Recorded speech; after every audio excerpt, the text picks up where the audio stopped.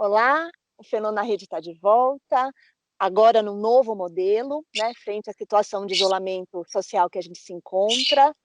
E hoje eu vou conversar com a querida Tissatê Aline Rocher do Pachamama.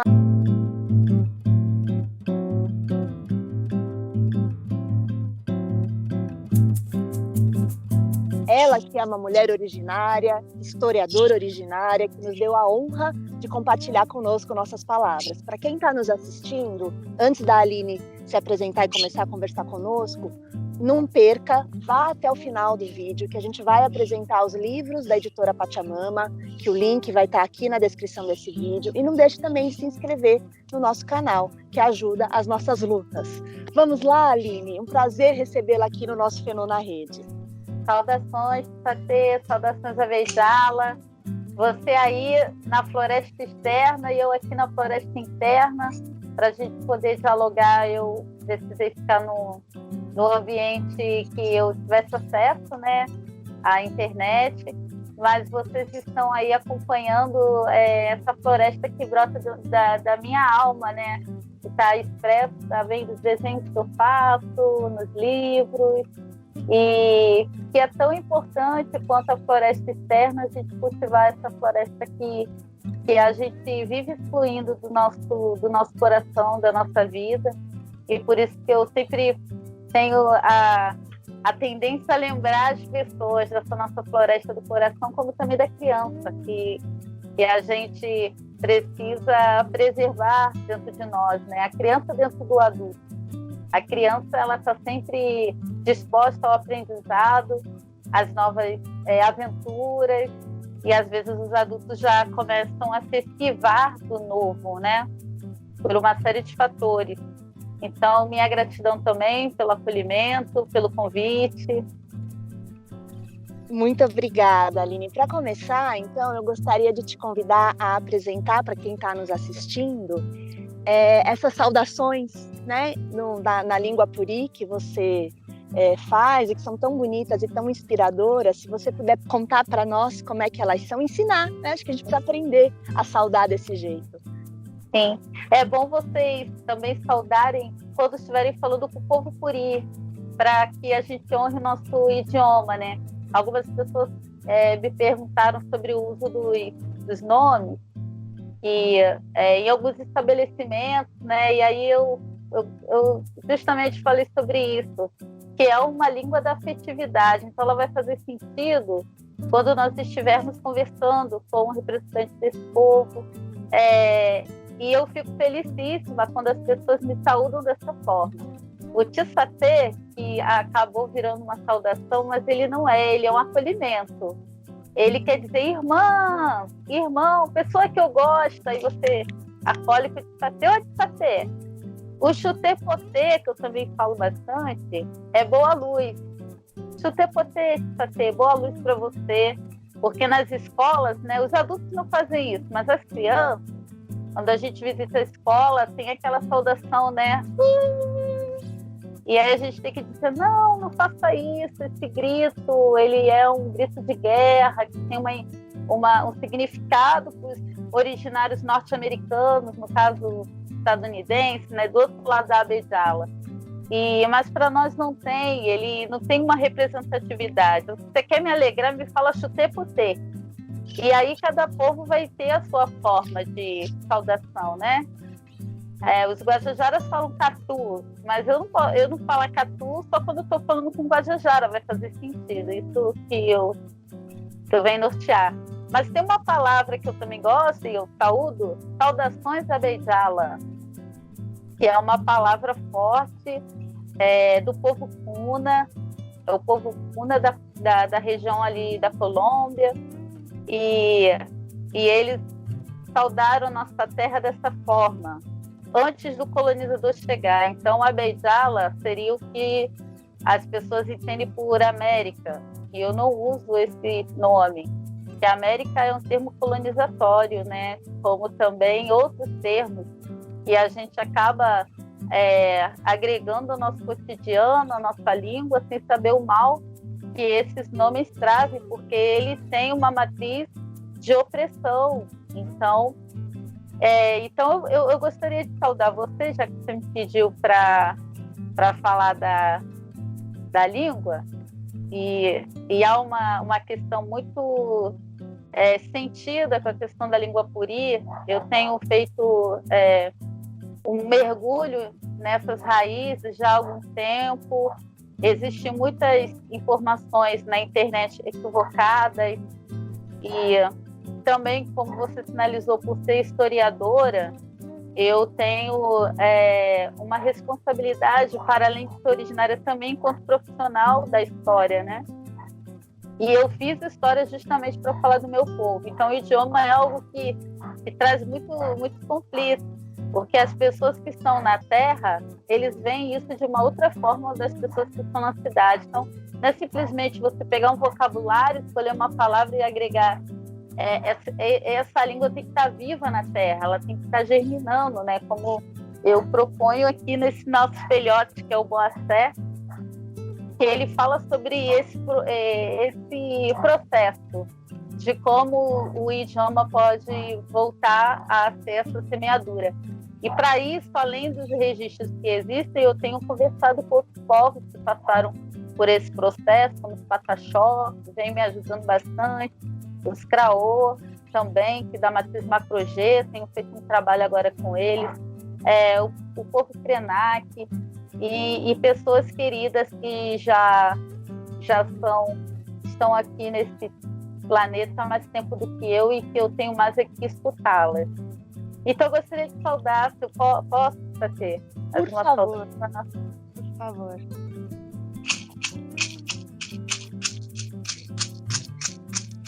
Boacé Uxô, Boacé Potê, Boacé Tissatê, Tixorena Mabotê. Boacé Uxô, Boacé Potê, Boacé Tissatê, Tixorena Mabotê. Boacé, Boacé, Boacé, Boacé. Boacé é a palavra, então eu disse. Boacé Uxô, a palavra está na terra. Boacé Diê, você é a palavra é irmã, Boacé Satê. A palavra é a floresta, Tixorê. A palavra são as águas, Namabotê. A palavra é o calor do fogo. Então a palavra é viva. Boacé Tissatê, Tixorê Namabotê. Boacé, Boacé, Boacé, Boacé, Boacé, Boacé. Boacé, Boacé. Que lindo, Aline, que boniteza. Muito obrigada por compartilhar isso com a gente. É assim realmente engrandecedor, né? Poder falar para você, Tissatê, né? Para mim é uma honra, né? E poder te ouvir, Aline, ajuda a gente a pensar em tantas coisas, né? E eu acho que nós, os assim chamados brancos, né? A hegemonia, né? Os que estão na hegemonia do modo como a sociedade é conduzida, precisam aprender, nós precisamos aprender, né? Saberes que ficaram soterrados ao longo desses séculos de dominação, né? E de tudo que você falou, a gente poderia destrinchar vários temas importantes, né? Eu gostaria que, por gentileza, você começasse falando um pouquinho mais dessa língua que só faz sentido se afetiva, né? Ela é afeto, é isso, Aline? Como é que é isso para você, para o seu povo, para o povo puri? É uma frase que eu costumo dizer, que há um idioma para além dos idiomas todos que existem, que é a afetividade. Então, embora eu falo isso para as crianças, eu chego e falo para você, Diê, Macapom, Macapom Tataque, de Macapom Tataque. Aí eu falo para as crianças, vocês entenderam o que eu disse? Aí elas, não, mas vocês sentiram o que eu disse?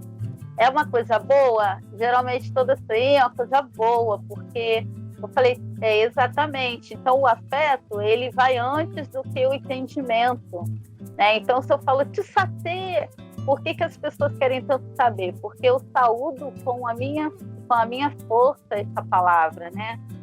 E quando você fala de Tissatê, e eu gostaria de dizer, é bom que vocês falem quando estão comigo, isso me fortalece bastante, fortalece nosso povo, porque nós estamos num processo de dizer que nós existimos, e não só o povo Puri, outros povos, porque de todas as formas nós sofremos genocídio, e inclusive na questão linguística, né? Nós somos 275 línguas nesse país, as pessoas não sabem, às vezes, nenhuma palavra numa língua originária, e agora você sabe. Você pode falar com propriedade que você sabe que é Tsatê, que é Xotepotê, que é do povo Puri, do tronco Macro-G. Então, o nosso povo, por exemplo, do tronco Macro-G, ele sofre de duas formas a violência, né? Quando os jesuítas nos obligam a falar um tronco tupi, que não é nossa língua, e a gente tem que falar o Nhangatu, que se transforma numa língua geral, mas era uma língua comercial usada para dialogar a partir do modelo colonizatório. Essa língua ela faz com que grande parte dos povos originários deixem de falar a sua língua materna.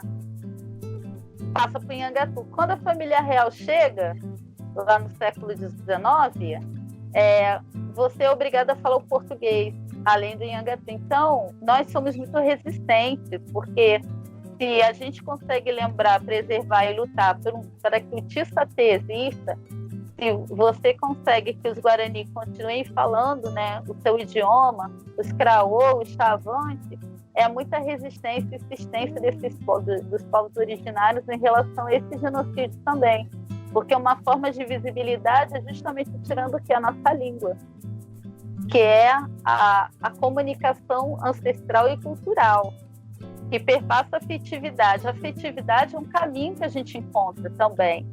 Mas em relação à cultura, por que há poucos registros em relação ao Puri, questão cultural que as pessoas perguntam muito, né? Que elas têm essa sede também de querer coisas que estão muito na esfera da mitologia, e não é isso. Nós aqui não somos mitologia, nós temos as nossas cosmovisões como práticas reais do cotidiano. Então, as pessoas, e num todo, estão muito ainda pautadas no modelo colonizatório, e é bom que a gente fale sobre isso para desconstruir, né? Então, essa língua que a gente poderia ser nas escolas, como na escola do Paraguai, um país vizinho nosso, que o Guarani é a segunda língua. Pelo menos uma língua originária, nós poderíamos trabalhar melhor nas escolas com as crianças, ou permitir que as regiões trabalhassem a língua originária mais próxima, que é o que eu gostaria muito que acontecesse na região de Visconde de Mauá, ali, fronteiriça com Minas e Rio, Resende, que a gente pudesse ter esse aprendizado nas escolas, porque é regional, vai fazer sentido para as crianças daquela região aprenderem o Tsatê, o Maru, e em algumas visitas que eu fiz na escola, as crianças já me cumprimentam na rua como Tsatê. E elas sabem que o Maru é o nosso animal de força sagrado, que é o gavião terra. E vai fazer sentido para ela, porque ela vê o Maru na serra, ela vê o Maru na montanha. Exatamente, Aline, que interessante, né? Acho que tantas coisas que a colonização deturpou, né? E o quanto isso ainda está presente no nosso Brasil, assim chamado Brasil, né? E o quanto a gente realmente precisa desconstruir, como você falou, né? Em relação a isso, eu gostaria de aproveitar e te pedir para contar para a gente por que é uma violência chamar vocês de índio. Sim, é uma violência de Tsatê, que muitos de nós já até agregaram por não ter opção. Eu tenho repetido um exemplo, e vou fazer aqui também com vocês, então, as crianças dentro de vocês, que é o seguinte: eu vou na escola, as crianças perguntam, você é índia? Aí vira para mim, olha assim, confiada, você não é índia não. Eu falei, criança sábia, sabe tudo, inteligência, você falou certo, eu não sou índia. Aí cria aquela dúvida, não sou índia, não sou índio.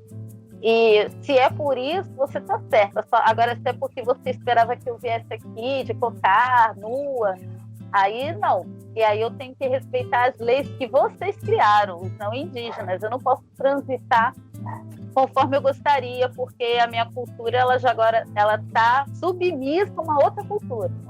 Aí você tem que explicar, mas você falou certo, porque índio é uma palavra que nos coloca na mesma igualdade, mas de preconceito. Não é uma igualdade de direito. Né? Você me chama de índio, você não se importa saber de que povo eu sou, qual é a minha região, qual é o meu idioma, qual é o meu costume. Você me coloca índio e espera que eu me comporte conforme o índio que você vê na novela, conforme o índio que você viu no filme, ou conforme o índio que você pensa que existe lá no livro didático. Né? Essa semana a gente vai fazer uma semana de diálogos comigo e um dos encontros eu vou exatamente explicar o termo índio, indígena e povo originário. Qual é a diferença? Porque índio é uma palavra no sânscrito, que é uma língua também distinta, que tem origem na Índia e que tem sentido para quem vive na Índia, mas não para nós. Então, eles chegaram, né, esses colonizadores, e realmente não tinham como nos chamar, não sabiam como, e pelo nosso fenótipo associou esse grupo. E eu não acredito que eles não sabiam onde estavam chegando. Sabiam sim, a gente tem que saber, ter a lucidez de que eles não estavam perdidos, eles só tinham problemas com as correntes marítimas, mas eles sabiam que estavam chegando aqui. Outros grupos já haviam chegado. Então, eu não romantizo isso. Colocou esse nome índio porque não tinha outro e permaneceu. E de muitas formas, os povos originários, que embora não seja um termo que o brasileiro use, mas é bom começar a usar a partir de agora, porque diz muito. Isso não fomos nós que escolhemos, em todos os continentes existem povos originários.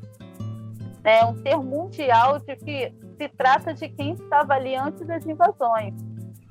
A lucidez de que aconteceu uma invasão e que esse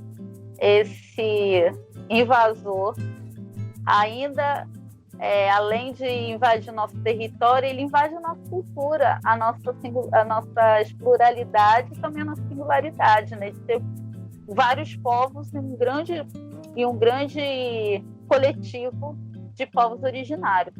Então, a criança ela aprende na escola que é o índio, que é 19 de abril e que tem que fazer marquinhas de guache no rosto. Isso é uma violência e que a escola continua perpetuando, imaginando que está fazendo homenagem ou tendo certeza que não está fazendo homenagem, porque isso já está sendo falado há muito tempo, e por outros originários também, como Daniel Munduruku, como o Ailton Krenak, como os Pancararus, Pataxó e outros povos que estão aí reivindicando o seu direito de ser povo originário.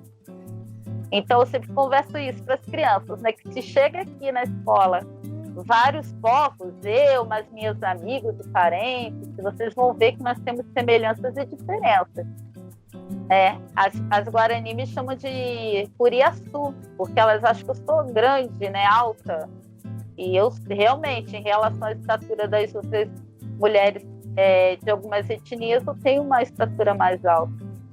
E isso é para mostrar as nossas peculiaridades, né? Porque isso tem relação com a nossa alimentação, com a região onde a gente habita, com uma série de fatores. E é para chamar a atenção também para os não indígenas da diversidade que existe de povos. As pessoas ainda hoje remetem, vamos salvar, eu fico um pouco incomodada com esses slogans de marketing, né? Vamos salvar os índios da Amazônia, como se nós tivéssemos que ser salvos ainda pelos não indígenas, quando nós que estamos resistindo, e como se não fossem todos nós que precisássemos dessas florestas, que não é só a Amazônia. Vai salvar o quê? A gente está se salvando, na verdade. Preservando povos originários, você está salvando, na verdade, a sua própria existência, porque aonde estão esses grupos, você ainda consegue ter dados de preservação muito maiores do que onde tem fazendeiro, onde tem esse pessoal aí que só está uma praga e corrói a terra e destrói tudo e que não traz nenhuma benefício nem para si, porque Eles acham que não estão sendo afetados, mas estão também, de alguma forma, né? Não sei se eu fugi muito do que você queria. De jeito nenhum. Foi maravilhosa a sua resposta, Aline. E aí eu fico aqui inspirada em pedir para você contar para a gente, porque tem essa multiplicidade, essa diversidade dos povos, que é a coisa mais bonita, né? E que a palavra índio, assim como o gesto colonizador, achata, né? Como se fosse uma coisa só porque na época, claro, eles queriam escravizar os índios, eles tinham interesses individuais próprios, né? Não tinham interesse em respeitar essas culturas, pelo contrário, né? Eles precisavam, a catequese, outro gesto colonizador de extrema violência, né? Para impor mesmo uma cultura, né? E eu acho que você fala dessa diversidade, mas ao mesmo tempo dessa unidade, de um respeito profundo com a natureza. Então, eu lembro até de uma frase, acho que foi do Krenak, se eu não me engano, que a gente usar esse termo natureza já conta de uma história de alguém que se sente separado, né? Eu tô aqui, a natureza tá lá. Como se eu não fosse natureza e eu pudesse usar essa natureza, né? Então, falar natureza implica poder fazer uso dela, explorar, né? A meu bel prazer. Isso é um sintoma de uma doença que a gente vive, né? Que os povos originários vêm de outro jeito, né, Aline? É porque nós somos parte, nós não estamos à parte. Então, tudo que está relacionado à árvore. Por isso que quando a gente faz um livro, um projeto de palavra escrita como território, eu penso bastante desse livro ter uma durabilidade, de ser o projeto da Pachamama todo voltado para uma questão de respeito às árvores, porque, de certa forma, aquilo ali é árvore. É árvore. Eu vejo como parte, eu me sinto como parte. Se uma abelha entra e me saúda, eu sei o que significa. Se um besouro, uma joaninha vai pousar em mim, eu sei o que significa. Se tem um animal visitando o meu espaço e é um animal selvagem, as onças, eu tenho muita relação com elas, então eu sei o que significa. Então, são minhas irmãs. Elas não são animais que a gente vai ter no modelo, aí eu vou fazer uma provocação, no modelo colonizatório religioso, que é uma vertente, que diz que você vai crescer-vos e multiplicar-vos e dominar a terra e os seres. Isso é perigosíssimo. Ninguém está aqui para dominar nada, né? E certamente essa força que dita essa regra não é uma força de espiritualidade, é o próprio homem revertendo a voz dele numa voz de um Deus com D maiúsculo e que veio para fazer exatamente isso que a gente tem visto. Então, é um perigo muito grande, né? Teve um dia desses que me passaram alguns trechos do Gênesis traduzido numa língua indígena. Eu falei, e por um não indígena, obviamente, né? Falei, nossa, como violência você está aí, ultrapassou todas elas, de todas as formas. Eu não tenho nem o que dizer. E a pessoa ainda acha que eu vou publicar uma coisa assim, uma loucura, a cegueira opcional que algumas pessoas adotam em relação a essa nossa relação com a floresta, em relação com os outros seres, né? Porque essa premissa de crescer e dominar se coloca a aceitar regimes ditatoriais, a votar em pessoas que têm um histórico de violência em relação ao ser humano, em relação aos seres não humanos. Eu costumo falar o ser humano e os seres não humanos, porque no meu coração, na mente, né, que está ligada ao coração, eu estou totalmente consciente de que as coisas primeiro passam aqui, depois chegam aqui, e aí eu falo, nessa construção, nós estamos numa igualdade e nós somos os responsáveis por todas essas catástrofes naturais que acontecem, né? Os nossos termos, as nossas sistematizações não têm colaborado com a vida da Mãe Terra. É mesmo, Aline. Né? A gente pensa no bem-estar e não no bem-viver. O bem-estar é o que o ser humano ainda se coloca.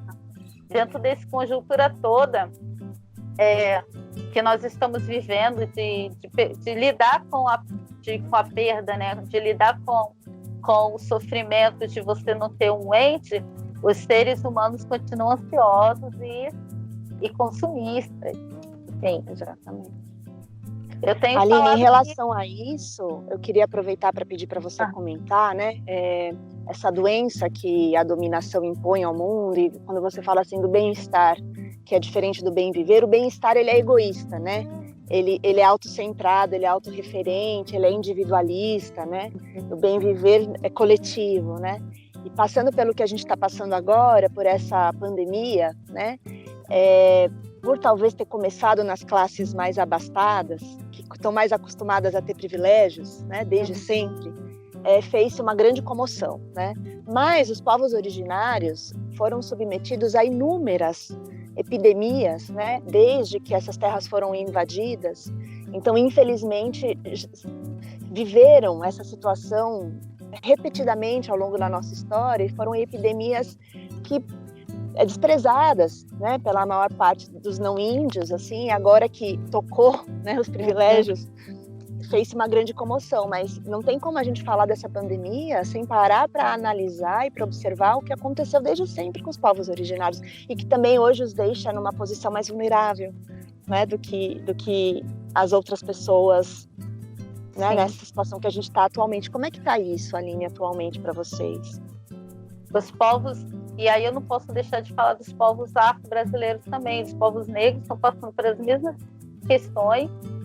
É muito ilustrativo, nós nas aldeias e eles nas favelas.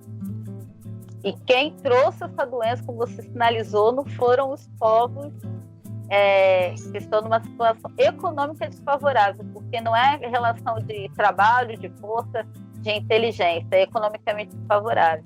E aí a gente pergunta, aonde que essa classe dominante vai realmente abrir mão dos seus privilégios e começar a pensar de forma plural?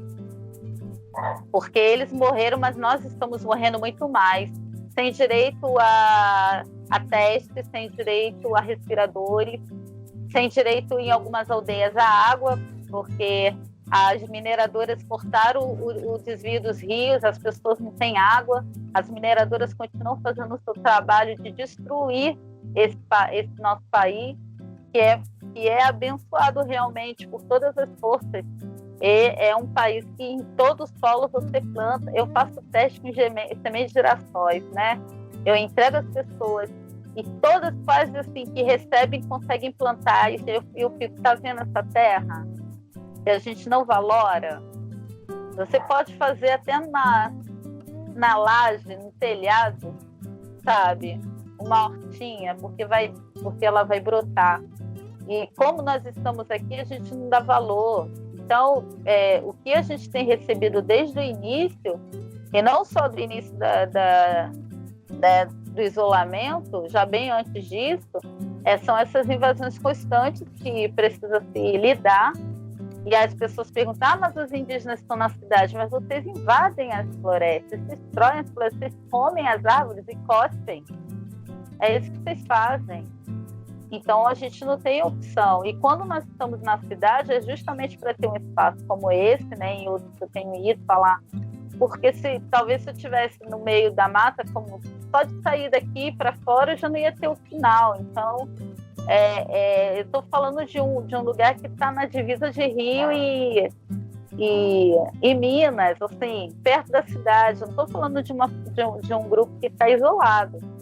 Porque até isso a gente teve que lidar, né, com as missões querendo ir em grupos isolados, com a polícia matando as crianças pretas, com o fazendeiro ainda explorando essa região, principalmente dos nossos parentes que estão em grupos isolados. Essa problemática ela não pode ser só do povo originário. Isso tem me incomodado bastante, né? Eu falo com um grupo que não é originário, parece que o que eu estou falando são só para os meus. Não, estou falando para você, exatamente para você, que não tem a lucidez disso. O que acontece com a gente tem que incomodar no sentido de mobilizar, tem que mobilizar todo mundo, não é só quem é originário. A gente mandou várias cartas agora para o Congresso, porque só tem uma representação lá, que é a Joênia Wapichana. né, de uma deputada federal. E aí me perguntaram, mas por que não tem mais originário? Porque vocês não deixam a gente entrar, né? Esse sistema que vocês adotaram como sistema de governo, ele é falacioso, mas a gente também precisa estar lá justamente para dizer isso. Então não tem política pública para o povo originário, não tem olhar, não tem material. A gente recebeu na editora, tem vários apostilas para orientar as pessoas em várias línguas sobre a questão do Covid. Desde o início as apostilas estão lá para as pessoas baixarem, mas isso é nada, na verdade. Eu me sinto fazendo nada porque eu tenho certeza que essas aldeias que precisam ter essa informação não irão chegar. A internet é para qual parcela de população, né? Para quem que a gente está falando? As pessoas fizeram uma pesquisa agora que 70% da população tem internet. O quê? 10 minutos que a operadora te oportuniza por mês? Que hipocrisia, não? Então, eu acho que essa pandemia que a gente já vem passando por várias, os meus antepassados sabiam bem o que sentiram quando os invasores chegaram nas suas terras, e esse vírus vem com o mesmo propósito para todos, ele não está escolhendo, mas é óbvio que as classes que estão menos desfavorecidas economicamente, eu gosto de frisar, porque a economia é uma outra forma de escravidão, então a gente não quer tutela. As pessoas, vamos proteger, não é tutela, é fazer valer direitos que nós temos.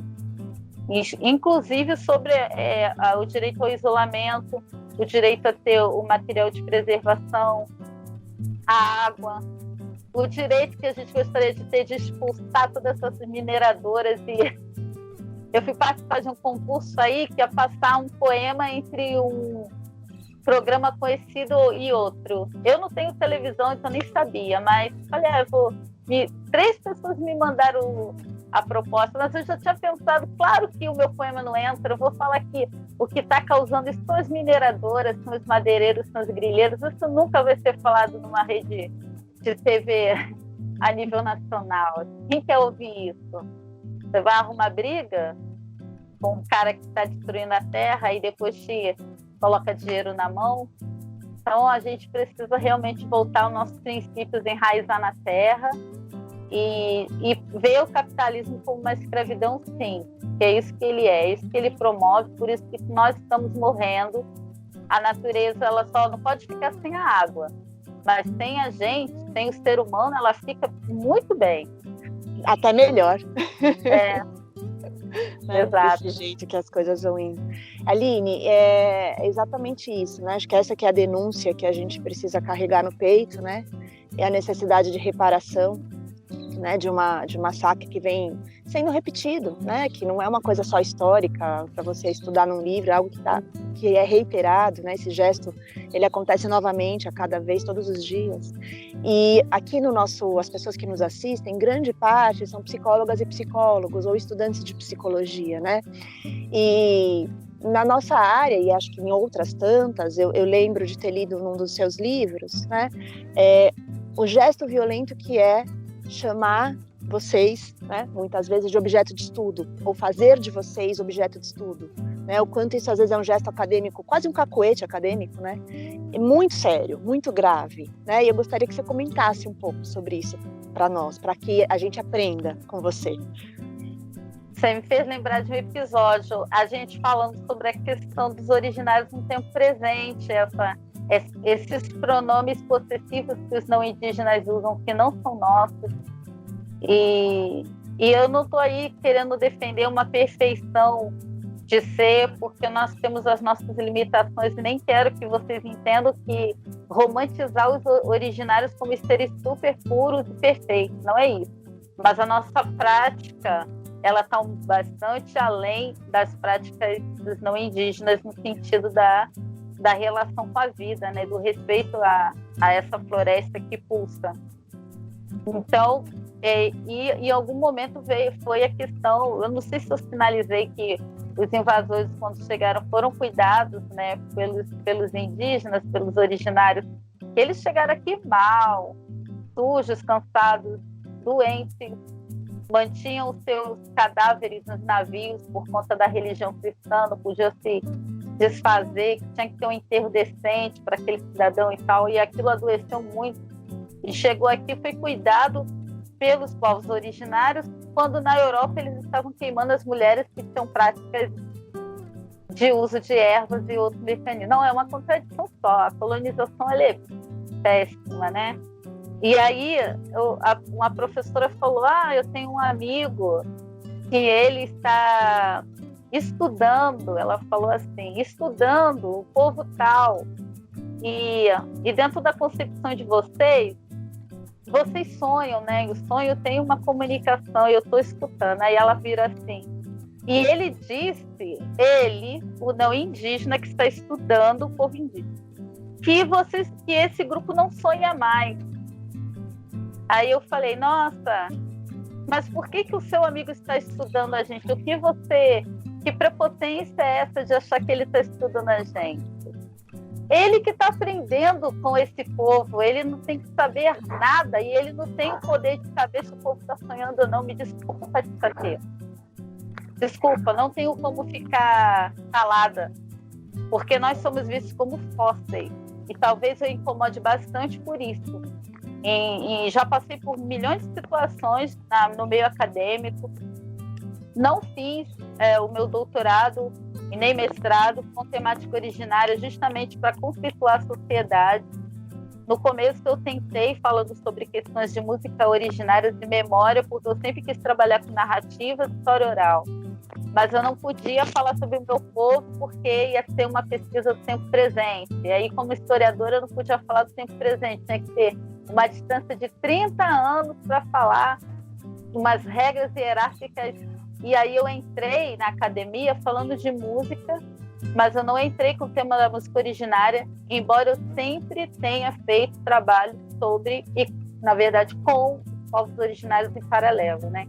Porque trabalhar sobre é o que o não indígena faz. Ele pisa, ele adquire saberes e ele publica como se fosse dele. Então, é gritar mesmo que nós não somos objetos. Pelo contrário, se a academia está tão interessada em ter originários na área de antropologia, é porque ela sabe que vai ser alimento.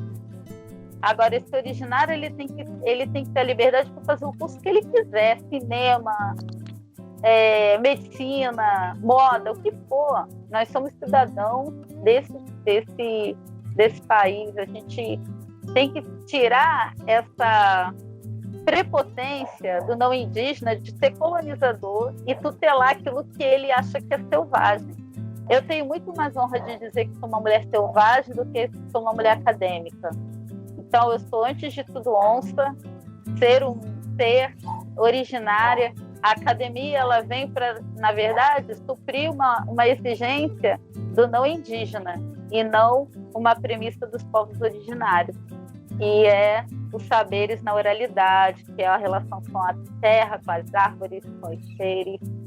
Então é bom que a gente fale que nós não somos objetos nisso, porque como você falou, é de prática, até nas descrições de trabalho, meu objeto de estudo foi fulano. Como assim?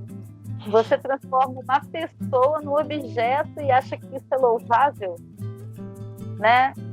Então, é de uma arrogância, né, Aline, fazer isso, uma arrogância que muitas vezes passa desapercebida, mas não pode mais passar desapercebida. Exato. Né?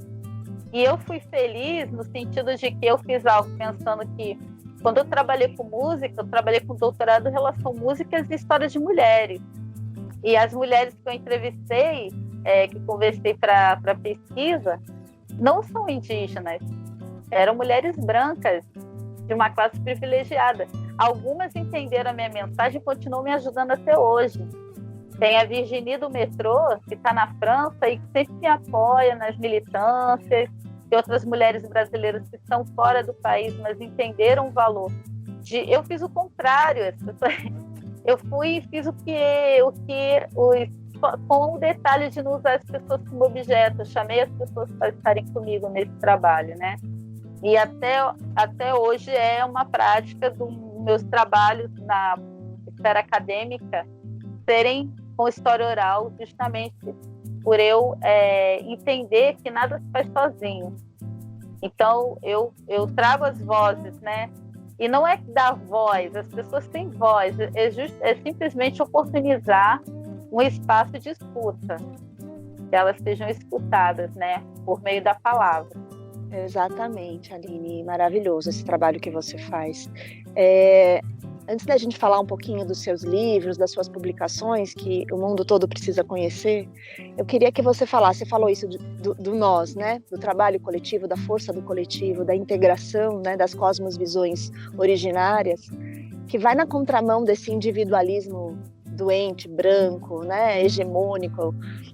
Eu gostaria que você comentasse como é no seu povo, no povo Puri, ou se você também quiser comentar de algum outro povo que você que você queira comentar, como que é esse modo de ver do nós vir antes do eu?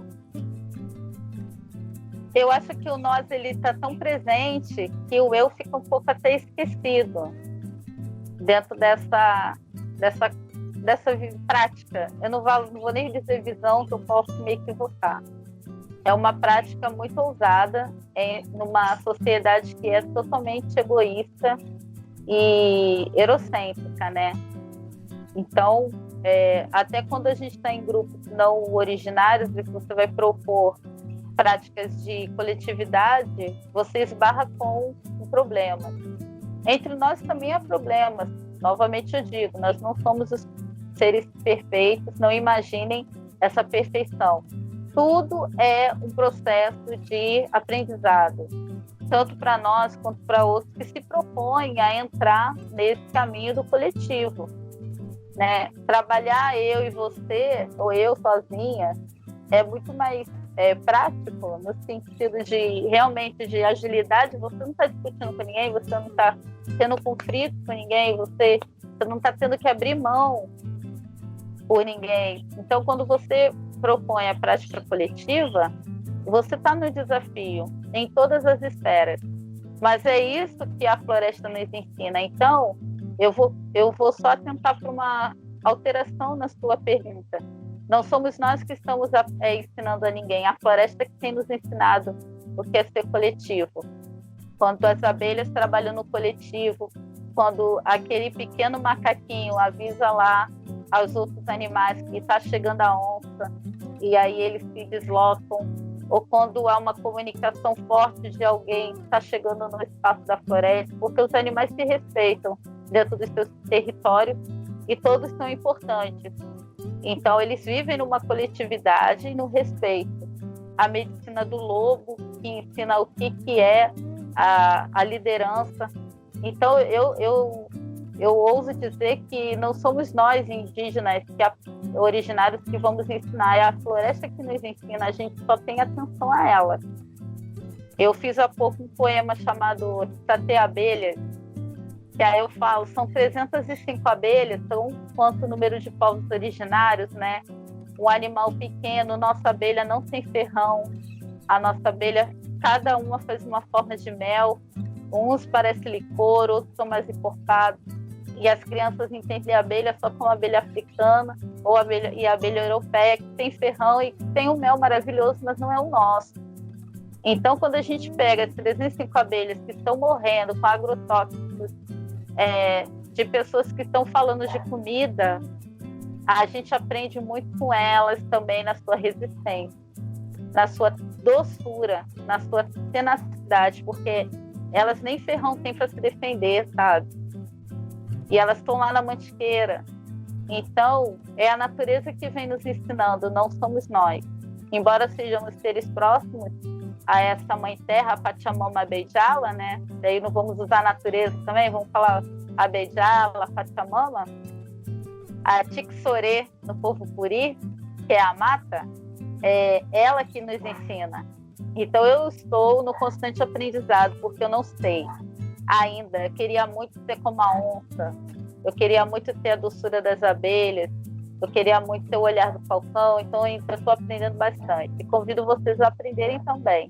Nosso espaço que a gente vem lutando para ter na Mantiqueira, justamente para as pessoas terem esse aprendizado da afetividade, que não é um aprendizado que se coloca em livros. Por mais que a gente tente representar isso, ela é só uma ideia do que a prática propõe, né? Que é de contemplação, que é de entrega, que é de total vínculo com essas raízes. De abertura, né, Aline? E eu espero que as pessoas que estejam nos assistindo, elas possam se abrir para isso que você, para as palavras afetivas que você traz da terra, que brotam da terra, né, e vem nos tocar aqui, essa honra de poder te ouvir. E queria te pedir, então, para compartilhar conosco maneiras que os não índios possam continuar aprendendo e se manter abertos nesse processo, né? Então, se você puder comentar um pouco sobre a editora e também sobre essa série de vídeos que vão ao ar agora semana que vem, né? Que você vai compartilhar muita coisa, como você já mencionou, e depois eu vou colocar o link na descrição do vídeo, tá? Tanto o link da editora Pachamama, como o link também para essa série de vídeos que o Museu do Índio vai divulgar, né? Para que as pessoas que estão nos assistindo possam ir além, possam continuar nessa caminhada com a gente, né? Então, se você puder, por favor, contar como vai ser, e sobre a editora também, que é um trabalho importantíssimo. Eu, antes de esquecer, gostaria de que vocês pensassem em algo e depois me procurassem. Vou falar algo, vamos ver quem vai entender. A gente só muda as coisas dentro. Se eu gritar do lado de fora, nem sempre vão me ouvir. Então, às vezes a gente tem que invadir os muros, no sentido de reocupar, para poder falar algumas coisas e sair depois. Porque o sistema não é o nosso.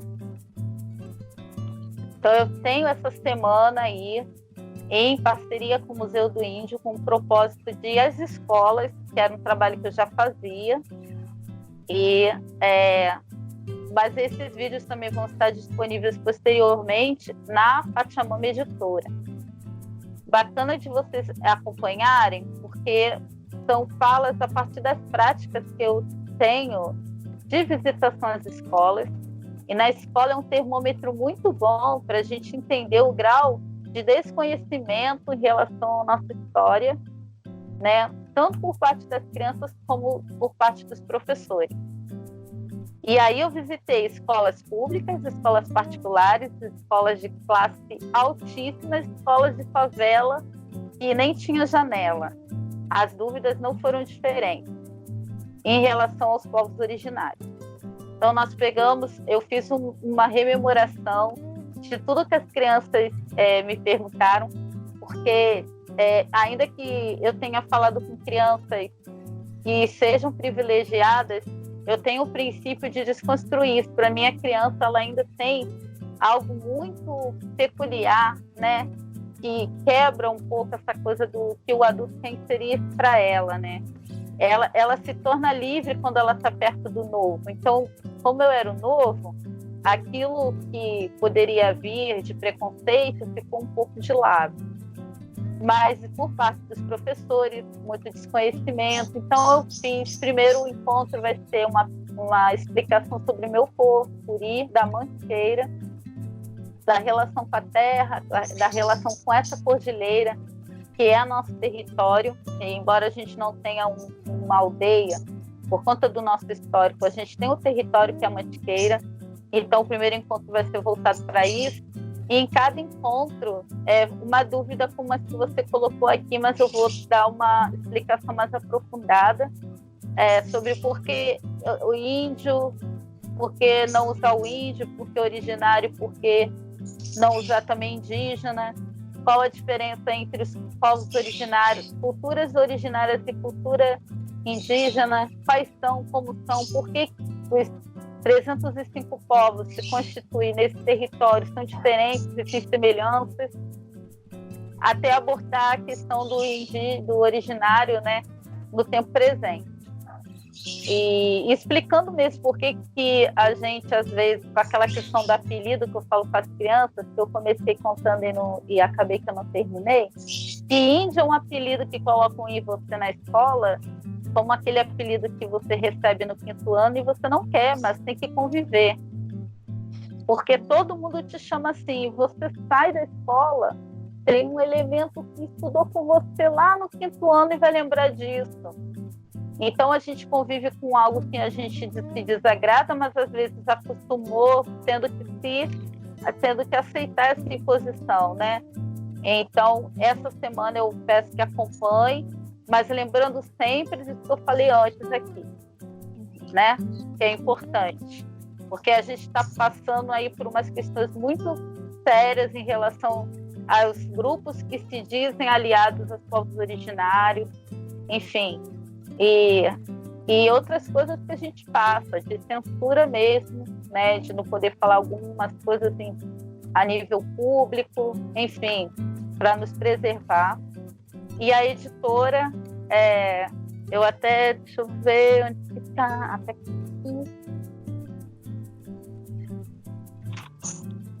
A editora, ela começa com os nossos bonecos, né? A Pachamama, ela é uma editora formada por mulheres e idealizada por mulheres indígenas. Então, ela é para acolher as mulheres. E os homens também, que se sentem acolhidos nesse abraço, né? É uma proposta que surge das minhas inquietações, da gente não ter uma história brasileira escrita pelos originários, né? Eu queria muito que a história da minha mãe tivesse um lugar nessa história, que é dos privilegiados, e não daqueles que realmente lutam. E a gente, enquanto historiadora, é bom sinalizar que tanto a literatura quanto a história oficial desse país foram escritas por não indígenas e por olhares externos, né? A primeira história oficial foi feita por um alemão, e a primeira literatura que fala da questão originária foi feita por José de Alencar, perversamente criando personagens que são os índios que são fadados à morte. Iracema é uma violência imensa, a questão da mulher indígena, né? E ainda é leitura de muitas escolas. Eu venho falando isso, que eu acho que, por mais que eu tenha falado em várias lives e encontros, as pessoas ainda se surpreendem quando eu falo que Iracema é o anagrama de América, que ela não existiu, que não é nome de nenhum povo originário. Então, por conta disso, a gente começou uma editora sem ter capital algum. Eu não tinha R$1 para formar a editora, mas estava num momento de muita inquietação, digamos. Eu gosto dessa palavra porque ela não me vitimiza. Eu estava sem isso, não, eu não gosto de vitimização. Mas eu estava realmente com conflito, porque eu estava sem a minha bolsa de doutorado, fiz um doutorado sem bolsa, minha bolsa foi desviada por uma outra pessoa, não indígena, e eu estava precisando por conta das localizações de estudos, eu não conseguia lecionava longe e não conseguia dar conta de tudo no período, e da militância, que eu sempre fui militante, que a militância também, ela ocupa um grande tempo do seu dia, né? Tanto das águas minerais quanto dos animais, nossos parentes. Isso é também uma dedicação. Então, eu falei, vamos formar então a editora. E aí o primeiro livro que foi publicado foi esse livro aqui, que é o Pachamama. Afasta um pouquinho mais assim, ó, Aline, para o pessoal ver a capa. Isso, pronto, aí dá para ver bem. Que lindo. Todos os desenhos eu que faço, as capas. Então, a gente acolhe também você que tem interesse em publicar algo que esteja dentro das linhas de defesa da nossa editora. Nós temos vários livros de psicólogas. Um deles, que é Quem Vai Querer Me Conhecer, tem uma história linda, porque foi o livro que a gente mais demorei editando, porque ele faz uma denúncia muito séria também em relação ao sistema socioeducativo que mantém a criança sem perspectiva. Então, é muito curioso, porque as não indígenas se sentem acolhidas também por eu ser editora, né? E aí eu trago também essa minha formação histórica, que muito colabora para poder falar sobre vários temas. Então, o primeiro foi esse, o Pachamama. Eu tenho o nome de 50 pessoas aqui, porque eu peguei o livro e falei, gente, todo mundo sabe das minhas militâncias, né? Eu tinha pedido demissão numa escola de renome, porque eu descobri uma forma de excluir as crianças pobres do sistema, que era alterando a nota delas. E aí eu pedi demissão, saí da escola e fiquei sem trabalho, e falei, vou montar a editora, porque era o momento. Já tinha tentado fazer algo com amigos, numa editora que falasse também dos povos afro, que o nome também, o nome nem era indígena, era malungo, quer dizer, caminhada, né? O amigo que está numa travessia. E já tinha feito e os meus poemas eu sempre fiz, escrito à mão e distribuía no meu dia. Eu tinha textos na bolsa, na mochila, para se eu encontrasse alguém na rua eu entregar esses poemas. Eu sempre achei uma comunicação incrível, né? A palavra, nós originários temos essa premissa toda da oralidade, então o encantamento da palavra para mim era esse, né? De eu escrever aquilo que eu estava sentindo. Então foi assim que surgiu esse livro. Esse livro eu escrevi em ônibus, em trem, em travessias de coisas que eu vi enquanto estudava aqui numa cidade grande, sempre com essa perspectiva da floresta que estava em mim. E aí eu coloquei o livro e falei para os amigos, gente, vou lançar para poder lançar a editora. Quem puder ajudar com um pouco mais do que o valor dele. E os meus amigos foram muito generosos, porque eles compraram esse livro por R$300, por R$1.000. E eu consegui, com esse livro, fazer o CNPJ, registrar a logomarca, que também fui eu que desenhei. É linda a logomarca. Que legal que foi você que desenhou. Tem até um quadro aqui, não sei se dá para pegar para mostrar a vocês, que é a logomarca, primeiro desenho, tá eu faço tudo antes no pano, para ter o toque, para ter o sentimento ali impresso, né? Depois a gente começou o projeto com os bonecos. O nosso povo faz bonecos, né? A minha mãe faz os bonecos. Ela ficou um período sem poder fazer, por um probleminha de saúde, mas ela retomou isso. E as nossas oncinhas da Mantiqueira fazem bonecos ainda, com retalhinhos, né? Com tecido, que tem esse toque. Então eu brinco que nossas mulheres do povo Puri, elas brincam de boneco a vida toda. Assim. E aqui sou eu que faço a pintura, né, nele.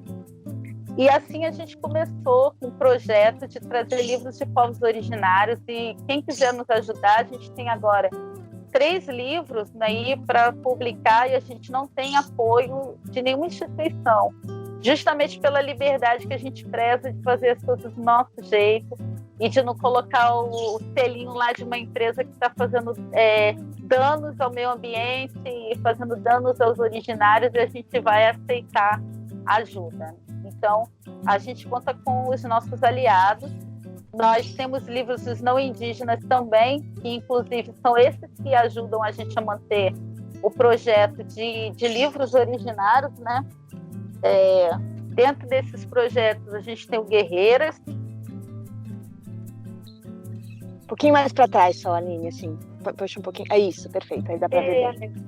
Linda. E aqui até é a única vez que eu usei cocar. Eu não uso cocar porque eu tenho uma relação com os pássaros de muito respeito e eu precisei usar na capa desse livro. Inclusive as pessoas gostam da foto. Eu falei, então aproveita que eu só vou ter que colocar 2 vezes na capa desse livro e uma vez que eu usei um cocar sagrado que o povo Pataxó que me emprestou e eu usei, que é um cocar que é azul. Tem até algumas fotos aí que rodam comigo com esse cocar, mas eu não uso, porque eu tenho uma relação com os animais. O que eu ganho de pena são de outros povos, né?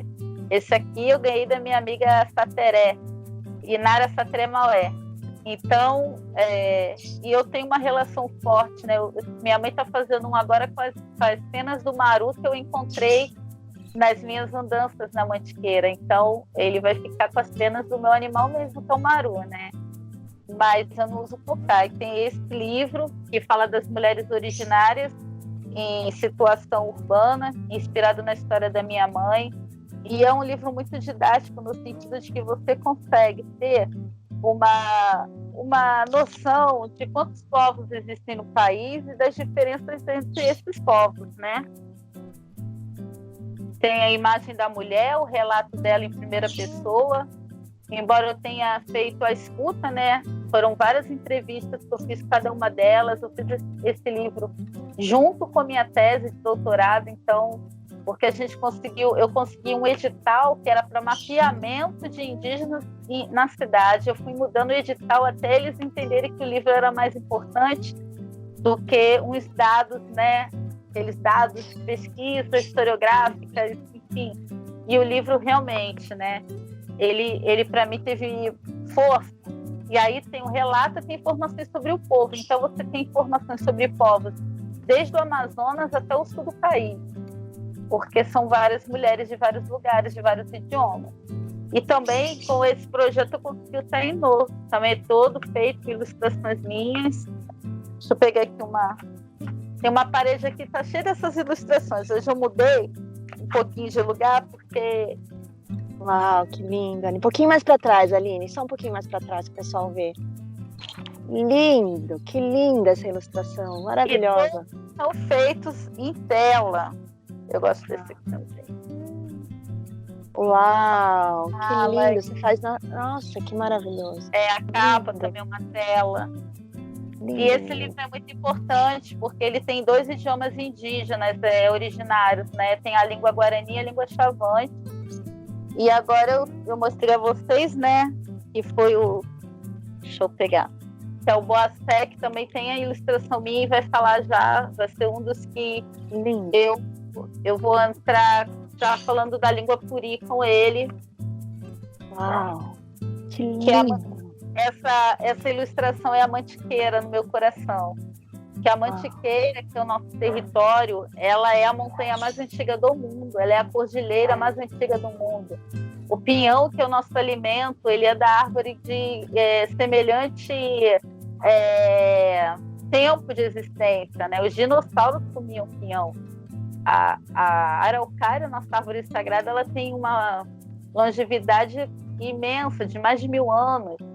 Então, você fala de uma floresta de araucária, você entende o quanto esse território é antigo. Então, a Pachamama imagina eu lançar esse material em uma outra editora, no sistema capitalista, eu nunca conseguiria. O Tainô, por exemplo, você lendo de um lado, ele está no Guarani, você vira... Que legal. Você lendo Chavante. Maravilhoso. E agora que a gente está conseguindo os parentes para poder ler para as crianças Guarani, vai ter um vídeo com áudio para ouvir no Guarani. Que legal. Só que como a gente não tem fomento de nenhuma empresa, e a gente vai fazendo aos poucos, né? Quem quiser e puder, a gente está com o livro Guajajara, tá? Que em honra ao povo Guajajara, que foi o povo que mais perdeu lideranças ano passado. Nós estamos com a Alian e com a Líria Guajajara, são 2 irmãs, lindas amigas, parentas que eu amo. Então, quem quiser apoiar o próximo livro, a gente só vai precisar ter essa que a gente quer entregar para as aldeias. O que a gente está fazendo com os Craô, por exemplo, são 150 livros de 3 povos, 2 Craô e 1 Apinagé. E eles vão ser entregues e distribuídos para as aldeias, que aí conta com o projeto que eles próprios conquistaram. Dos Guajajaras, a gente pede ajuda, aí depois tem os Pataxó, porque da mesma forma como eu me encanto com essa palavra, os nossos parentes também. E a gente fala de escritores indígenas, ainda são poucos. Pelo número de povos que existem, a gente devia ter muito mais autores e autoras. E, no caso da editora, o projeto mais importante para a gente é fazer acontecer esses livros. Claro. E, Aline, para quem quiser contribuir, a gente pode depois deixar os dados também na descrição do vídeo, né? Assim, quem estiver nos assistindo e quiser e puder contribuir, é muito importante essa contribuição. A gente vai deixar os dados de como ajudar aqui embaixo na descrição do vídeo. É só chegar lá que as instruções vão estar todas lá. E a gente pede, né, que as pessoas que possam façam isso. Isso, esse mês a gente vai lançar o Boacé, que vai ser já para a questão do nosso espaço Puri. E aí a gente fez... Esse aqui está incompleto, vocês vão ver só pelas costas. Fica aí para o futuro, né? Vai chegar uma surpresa aí para você, para ter esse neném que gostoso. aqui. Aí o neném aqui, ele vai junto com o livro. E aí a gente vai fazer uma campanha para quem puder, porque nós iríamos fazer o lançamento do Boacé para reforçar nosso espaço de memória. Então, Então, quem quiser ajudar, por exemplo, o Povo Puri com essa questão, tem o Boa Fé. Quem quiser ajudar a gente terminar o livro Guajajara, tem o outro livro Guajajara, que é a história de uma criança que se encanta com o pássaro, né? É o pássaro encantado dos Guajajara. E então tem formas de colaborar e a gente entrega os livros às pessoas, né? A ideia é que as crianças tenham esse livro, os que estão vendidos são vendidos nesse projeto de poder viabilizar a impressão, né? E falar também que a Pachamama, o site está ainda em reformulação, ele está no processo de aprimoramento, mas ajuda também as pessoas que publicam com a gente. Todos os livros são projetos, nós temos o selo FSC de respeito ambiental, os livros são costurados, não são colados, então é um livro que vai durar muito, ele é um lugar de memória para a gente, né? É porque ele é árvore, então eu respeito isso dele ser árvore, né? Dele ter, né, essa doçura. Que lindo, lindo, Aline. Aline, querida, eu queria ir encaminhando aqui nossa conversa já para o final. A gente poderia ficar aqui dias conversando, né? E a vontade que eu tenho a te ouvir é ficar conversando, né? Desdobrando tantos assuntos bonitos e tantos saberes que você traz. Então, em nome aqui da comunidade Fenô na Rede, eu queria te agradecer, né, pela disponibilidade, pelo tempo que você dedicou, pelo coração que você colocou aqui na conversa, que deu para ver que ele estava aqui pulsando, pela terra que você trouxe para nós, né, nas suas palavras, através das suas palavras. Eu acho que a comunidade que assiste a gente aqui só vai crescer, né? Espero que seja algo que provoque, você falou da inquietação, né? Algo que deixe essas pessoas inquietas para que elas possam continuar nessa caminhada de conhecer mais respeito e de deslocamento existencial mesmo, né? Porque eu acho que os não indígenas e precisam experimentar um deslocamento existencial desses lugares de privilégio sedimentados, né? Então que isso seja um convite, né? Espero que possa reverberar assim. E espero encontrá-la mais vezes aqui em outros lugares, né, que a gente possa continuar conversando. Agradeço demais a sua disponibilidade, seu tempo e a sua companhia. Gratidão, Tissatê, Miguticara, Jambeá, Miguticara, gratidão, Povo Puri da Mantiqueira. É a palavra que representa gratidão. Então, nós somos gratas em nome do meu povo e dizer que esse diálogo seja o início de uma parceria, realmente, uma conversa espiralada, né? Tal como a gente joga uma pedrinha assim no lago e faz aquelas ondas bonitas, que seja isso, essa pedrinha, essa conversa, que as pessoas que estão indo possam nos procurar, me acompanhar aí nessa semana, que é de grande importância e militância para mim, como eu falei, por tudo que representa hoje as instituições que falam em nome dos povos originários e que não são geridas por eles, enfim. Então, e acompanha, a gente também abriu a live no Pachamama para trabalhar mulher indígena e mulher preta juntas. Eu disse que nós estamos voltando ao quilombo. E aí nós vamos ter, sou eu e minha amiga Jerusa Tomé, e eu como indígena, ela como mulher preta, negra, de luta. E aí a ideia é sempre de 15 em 15 a gente fazer lives às terças no canal da Pachamama Editora no YouTube, trazendo essa parceria, né? A primeira live foi sobre as crianças, como está a infância dos povos originários e das crianças negras. Então, vocês podem ir também para ver esse vídeo, foi muito importante, porque foi a partir de denúncias que a gente fez esse vídeo. Como eu falei, falar com sorriso e ternura, com coração choroso, é um grande desafio, e a gente tem aprendido também essa força. Então, sempre vai ter temas assim. O próximo ainda vai ser sobre a infância, porque muita coisa ficou. E a gente vai falar sobre feminismo, por exemplo, qual é a perspectiva das pretas e das indígenas. A gente vai falar sobre questões de literaturas também. A literatura preta, que já está muito mais... ela já está um pouco mais encaminhada do que a nossa. Nós ainda somos vistos como mitologia, como eu falei aí nosso livro não é história, ele não é ciência, ele não é poesia, ele é mitologia. Então a gente tem que desconstruir muitas coisas para construir novas. Com certeza. Então, muito obrigada, Aline.